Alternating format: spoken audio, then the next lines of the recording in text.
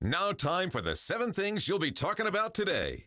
Number 7. Oh, yes, why not? My friends in the Democratic Party, why not go over to El Salvador to try to speak with Kilmar Abrego Garcia? Why have they done this to Kilmar? Oh, no, so sad.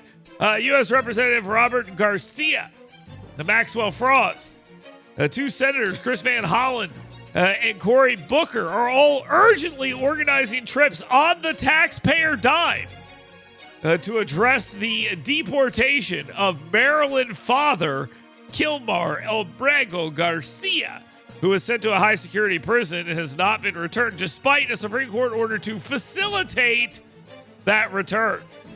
The lawmakers, yes, it's so sad, claim they are there to check on the deportees' welfare. Yeah, that's what they're going to do. I hope they end up in the cage. That's all I can say. I hope they end up in the cage. Number 6. A town hall held by U.S. Representative Marjorie Taylor Greene of Georgia ended up with 3 arrested protesters, including 2 that were tased. Yes, that's right. 2 that were tased and 6 others removed for disrupting the event. But overall, good event. Marjorie Taylor Greene has shown Republicans how to hold these things. Do not put up with their crap. Shut them down. If they want to get up and scream in the middle of a public event, that's great. You can get thrown out. She said this was a town hall, not a protest or a rally. She accused the media of defending Maryland father Kilmar Abrego Garcia, an MS-13 member, which is true. Despite the disruptions, Greene maintained support from much of the 80 people in attendance. So, yeah, they kept the crowd small. They actually answered questions. That's exactly what they should do in these things. Good for them. Good for them. Number 5. Alabama's new anti-DEI legislation, I hope you guys are ready for this, prohibits diversity, equity, and inclusion initiatives in public education. I know, it's crazy. I was shocked when I heard that the DEI legislation did just that.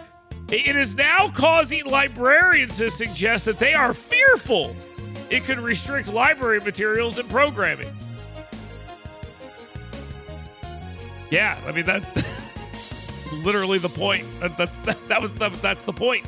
Stop showing our children penises and vaginas, guys. That's all you had to do. They also said it will lead to potential book bans, which is made up nonsense, and why people don't care what these people say. These librarians decided that they would whine about the morale, the anxiety over the law's ambiguous terms. It's really not that ambiguous. Stop. I mean, that you know what people have a problem with, and you've ignored it for years. Reap the whirlwind, dummies.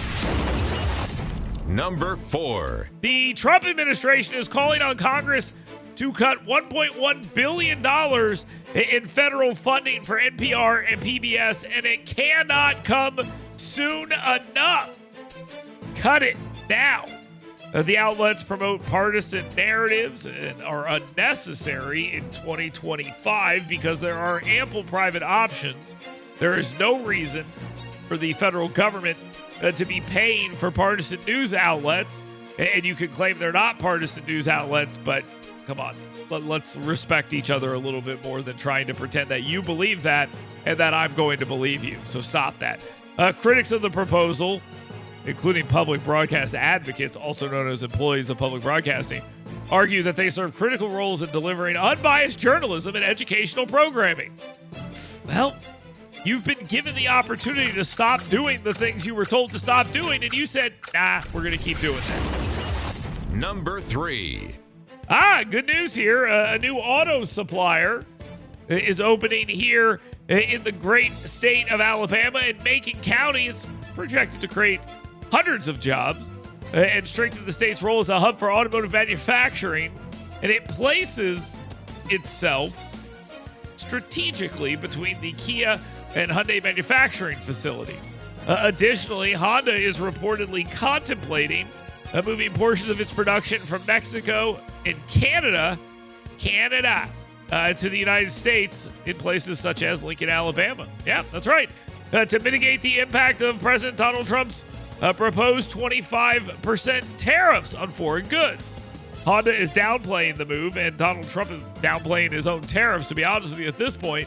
But it's clear that Alabama and the American South are seeing its appeal for automotive investment growing with its low labor costs, economic incentives, and the potential tariffs too.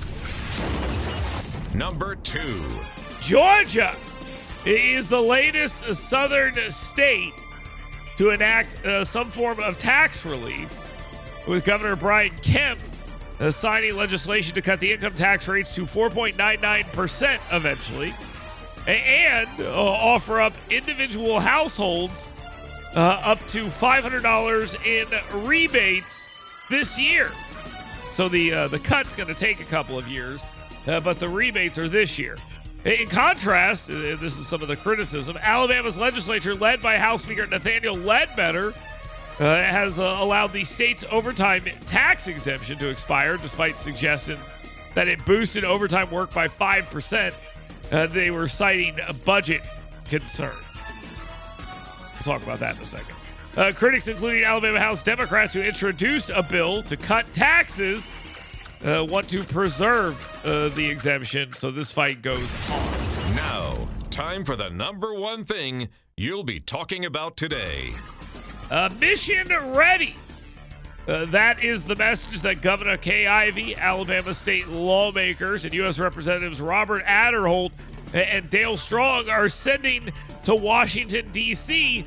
to increase pressure and to designate Huntsville as the permanent U.S. Space Command headquarters, asserting that a DoD Inspector General report exposes President Joe Biden's politically influenced decision to maintain the base in Colorado Springs. Alabama lawmakers, backed by recent claims by House Armed Services Committee Chairman Mike Rogers, basically said it's time. Okay, let's make sure that it is time to do this right now. And he predicted, Mike Rogers did, predicted that there would be a new move to relocate this soon. So this is building up a little bit. Also yesterday, a Department of Defense Inspector General report, that one I just mentioned, points to political interference by President Joe Biden in the decision to retain U.S. Space Command's headquarters in Colorado Springs, reversing a Trump-era plan to relocate it to Huntsville, Alabama. The report notes that this move compromised readiness and cost taxpayers millions as the command's infrastructure in Colorado faced delays and inefficiencies. But the complaints continue from Colorado lawmakers, including claims that Colorado's workforce won't move to Huntsville. Now, you guys know how I feel about this, right? Like, you know how I feel. Like the people in Colorado, some who are, I guarantee you, listening to this radio program right now. I'm going to tell you this right now. If you don't want to come here, this is my response. Good. That is my response. Stay there. You don't need to come here. Don't worry. We'll fill those jobs. This is the best place in the world to live. The number 1 place to live. Ready? The number 1 place to live in the best country on the planet, meaning the best place in the world to live. If you don't want to come here, stay there. That's fine. We'll replace you. It's not that big of a deal. And by the way, anyone who responds to a bunch of employees saying, well, then we won't move, by saying, oh, well, maybe we shouldn't move there, you're a bad leader. And also, I will say this. Do you ever remember when they canceled this deal the first time? And they were like, it's because of Alabama's abortion law. That proves it was politics. And I guess I'll just say this. It ain't no fun when the rabbit's got the gun, huh? Let's take a quick timeout. We'll be right back. Get WVNN's Dale Jackson's 7 Things You Should Be Talking About Today right in your email box every morning. Go to yellowhammernews.com and sign up today.